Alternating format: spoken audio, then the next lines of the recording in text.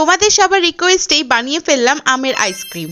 এখানে আমি 3টে আম নিয়েছি। প্রথমেই সেগুলোকে খোসা ছাড়িয়ে মিক্সির মধ্যে ভালোভাবে ব্লেন্ড করে নিলাম।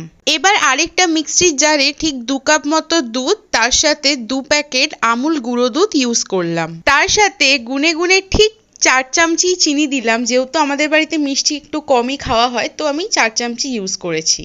5 থেকে 6 বার ভালোভাবে ব্লেন্ড করে নেব। একদম ঘন হয়ে যাওয়ার পর ওই আমের পালটা যেটা রাখা ছিল সেটা দিয়ে দিলাম। সবকিছু একসাথে ব্লেন্ড হয়ে যাওয়ার পর একটা ঘন পেস্ট হয়ে গেছে এখানে। এবার এই আইসক্রিমগুলোর মধ্যে এইটাকে ঢেলে দেবো এক এক করে। তারপরে আমি ওপর থেকে আইসক্রিমের স্টিকগুলো লাগিয়ে দিলাম। গোটা একটা দিন ফ্রিজে রাখার পর পরের দিন রাত্রিবেলা ফ্রিজ থেকে বার করে দেখলাম আমার আইসক্রিম হয়ে গেছে এখানে রেডি টু সার্ভড।